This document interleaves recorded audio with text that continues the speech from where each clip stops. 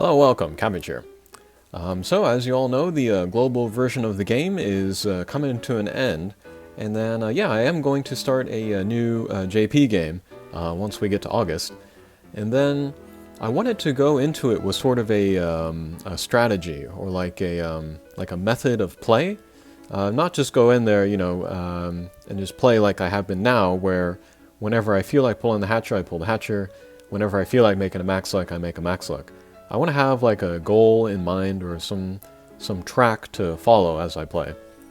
And so yeah, I've kind of thought out a few different options for how I could play, and then I'd like to ask you, the viewer, to sort of vote on which track you'd like me to follow, because depending on which I follow, those would be the sorts of videos that I put out. So yeah, you can leave them in the comments, just which option you like. I may or may not listen to the votes, but we'll see how it goes. I've kind of made up my mind, but my mind might change before then. So yeah, option number one is to play the game just totally free, spend no money. And so there are pros and cons to each way, of course. The pros for this way, playing free, is it'll be cheap. It'll be easy on my wallet. And then another pro is that the game would feel really pure. The game would feel really different than people who are pulling the hatcher pretty regularly.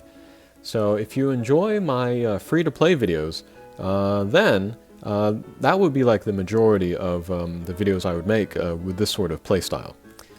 The cons of playing this way is the game would be very difficult. It would be playing like the game on nightmare mode. If you have watched my free-to-play videos, you know that pretty much everything is possible with free monsters and then like a hatcher friend. But it's going to be very slow going for one thing, and then a lot of more kind of the difficult quests are going to take multiple tries. And then since I'm starting at a lower level, I'm not going to have as much stamina, so that's going to slow down my progress even more. So yeah, in the beginning especially, it might be pretty painful to watch and play for me.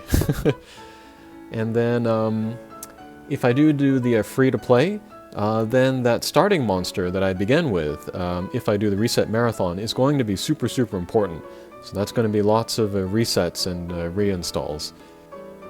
Another con is that the Tower of Champions is going to be very difficult. It might be a little bit easier than it is now in the global version, since they have a lot of new drop monsters. They're kind of called super extreme drop monsters, a lot of which are really good for certain floors of the Tower of Champions. But even with those characters, it's going to be rough going, and I don't know if I can clear it. It might be tough. And then if I do choose this option, then I will only be making maybe 5 max lucks, just so that I can access the colossal quests.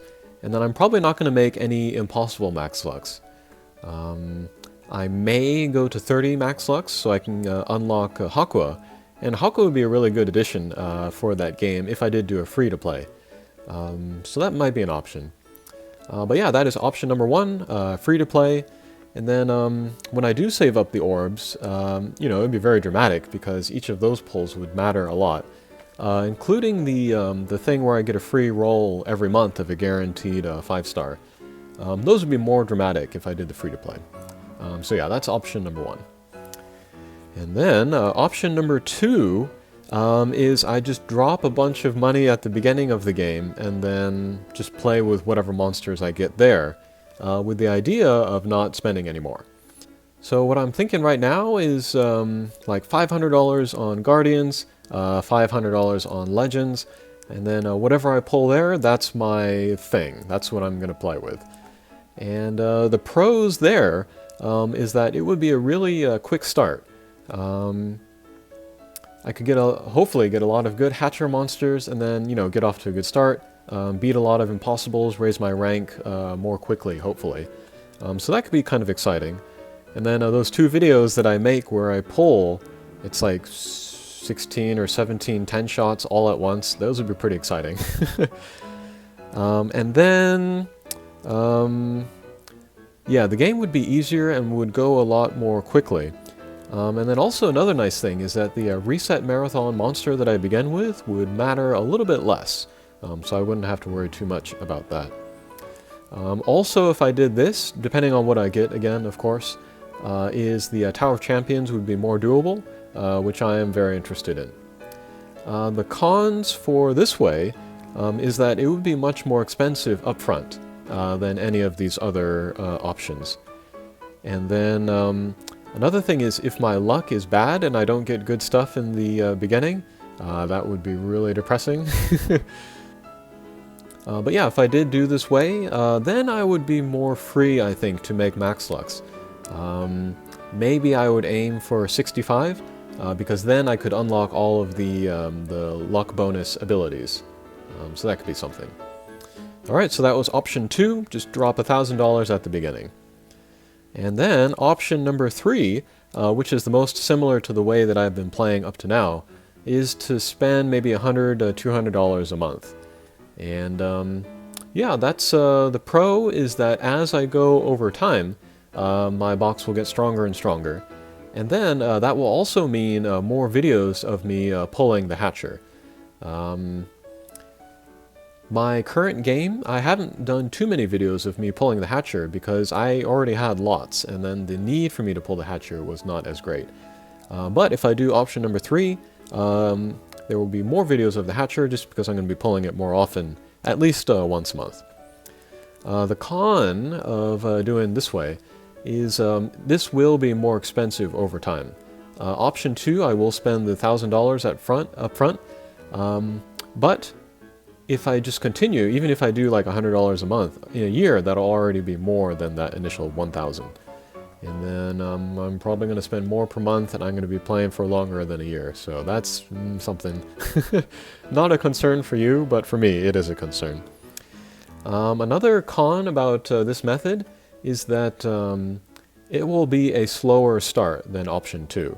And it may even be as slow a start as option 1.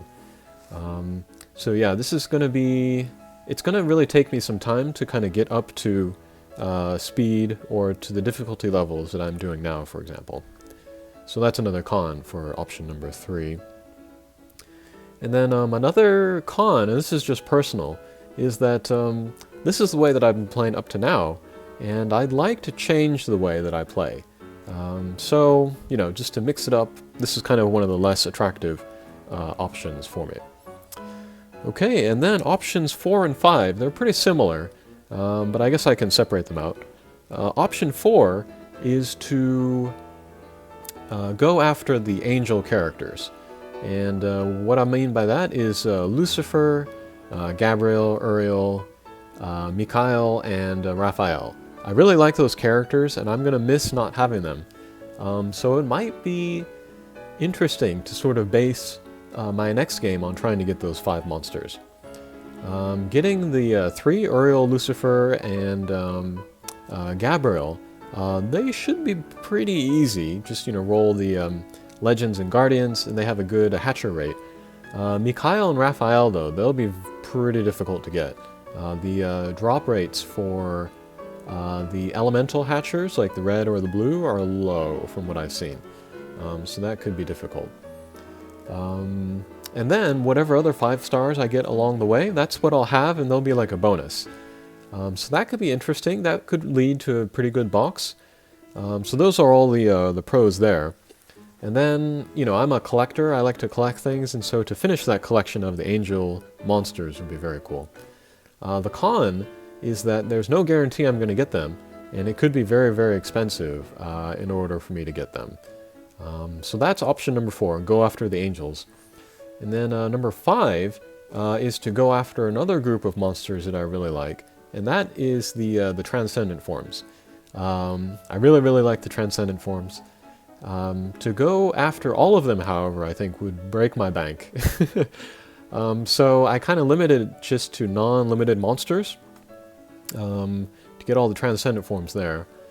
This one's a little difficult to do, though, because 1, they're coming out all the time, and then 2, they're available in pretty much all of the hatchers. So that would leave me kind of directionless as far as which hatchers I'm pulling. So that's why I'm kind of not really considering option 5. And option 4, maybe, go after the angels, is more doable, I would say. And yeah, those are the 5 options that I have thought up. So yeah, in the comments you can leave your pick for which one you like the best. Or if you even have a new kind of option to suggest, you can leave that in there too. And then to recap, option 1, spend no money at all. It'll be a slow start, it'll be a difficult journey, but whenever I do pull the hatcher, it'll be that much more dramatic. And then, yeah, if you like the free-to-play videos, that might be good for you. Option 2 is when I just drop a bunch of money at the beginning. This will be a quick start, and then maybe 2 very exciting videos in the Legends and the Guardians. But my luck could be bad, and it'll be expensive up front. Option number 3 is to play as I've been doing up to now, which is about $100, $200 a month. This will be a slow start, but more Hatcher videos over time. And then option 4 and 5 go after a specific set of characters, which may turn out bad if I do not get them. Okay, thanks for watching, and looking forward to seeing your comments. Take care.